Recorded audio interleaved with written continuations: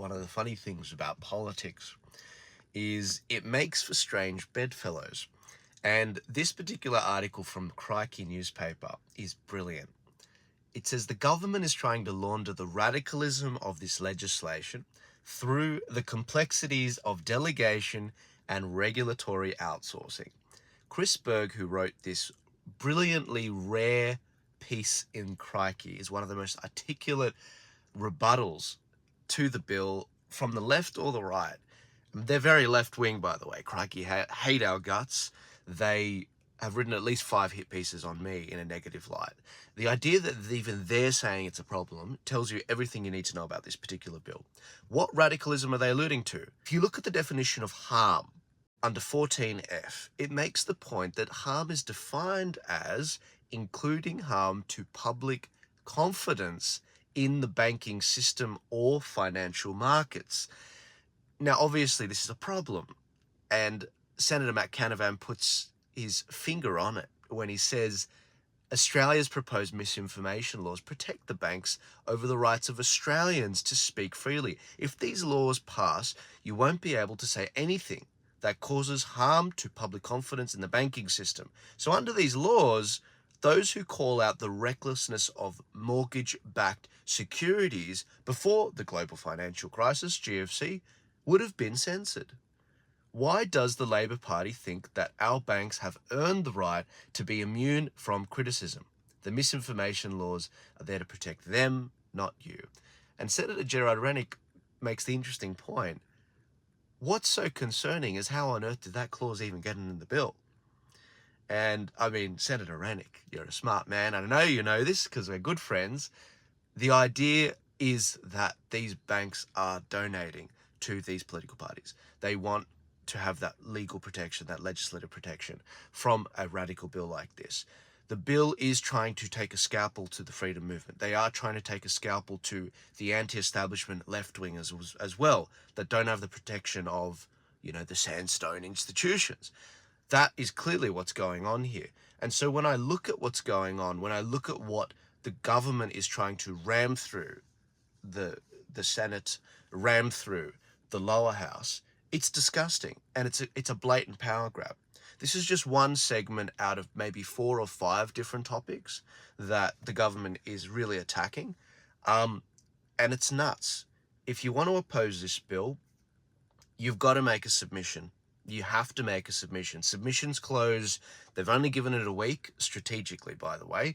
On Monday, the 30th of September, so this coming Monday, it will cut off. It's done. That's the last day you can make submissions. So I strongly encourage you, go make a submission.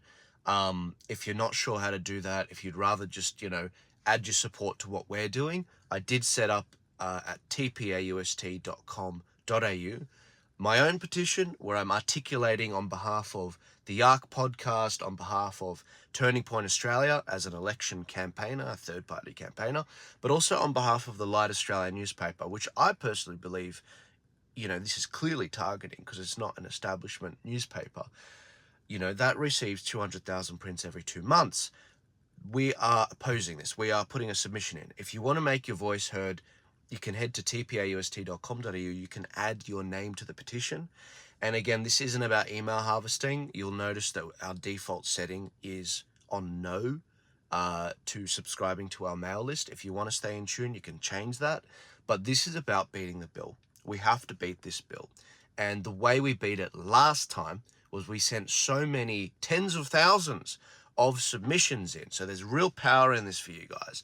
So if you've already signed my petition, which I know thousands of you already have, God bless you, but get another 3 people to sign it today. Talk to your wife about it. Talk to your husband about it. Talk to your kids if they're above 18, if they're voters, about it. And if they're happy to add their name to the petition, that's great. But even better, if you have the time, head to the Electoral Commission, head to the government site on the misinformation bill and the legislation and make an actual submission there by Monday. But don't put it off, do it today. But if you're not sure where to find that, please click the petition at tpaust.com.au. You can make your voice heard there. I will be presenting that as a part of my submission. This must be stopped. This must be stopped. And I had a few people ask me, when could this actually be passed? it could be passed, you know, anytime after November 25th. But I am really worried about what happened with the digital ID legislation, where it barely even went to a vote with a proper debate. And my worry is they might try to do the similar thing with this.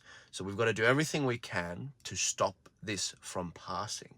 One of the challenges I'm really worried about is if it does pass after November 25th, we could see a situation where a lot of the misinformation in the Australian election, because our federal election is coming up very, very soon, could pass.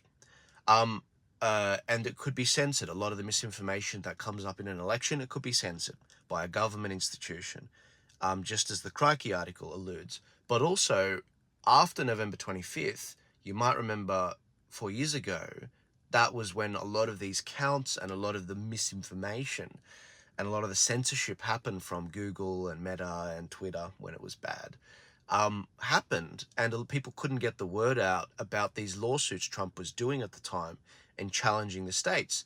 Remember, this isn't just about Australia. They want to censor the internet, just like what they wanted to do with the Bishop Murray stabbing incident. These people are radical. They come in under the guise of trying to protect kids from online porn and, you know, trying to protect, you know, harm from doxing and giving people's address and private details out. But this is more radical than that because it gets in under that and then it protects the banks, as I've mentioned, and other institutions, which I'm going to talk about tomorrow. This is nuts. This is nuts. And how on earth did that make the bill? How did that get into the legislation? And it's clearly because, you know, government's trying to curry favor with the big banks. I mean, what happened to Labor being, you know, for the little guy, for the blue collar workers, you know, for the people that want to criticize the banking institution and maybe the way that we do financial markets and maybe, you know, the Bank of International Settlements and the whole financial, you know, system with the way we basically just print money and it's worth nothing and it's not backed by anything, you know, except the American, you know, war machine. This has to be opposed. This is disgusting. And this is Australia's fight for the world. It's the bare minimum. It's the bare minimum we can do. We can beat this. I heard some encouraging news about the Greens and the crossbench potentially opposing this in the Senate. So let's see what happens. Let's see what happens. I am hearing rumblings about an election coming up. Someone was even making the point that you know, it could be early next year or they might run down the clock to May next year. But we'll see. We've got to be prepared for anything. But right now, we've got to oppose this bill before we can change the makeup of the Senate. If we can stop this bill, it'll actually help us even more when the election comes around. See you guys later. God bless you. And again, politics makes for very strange bedfellows.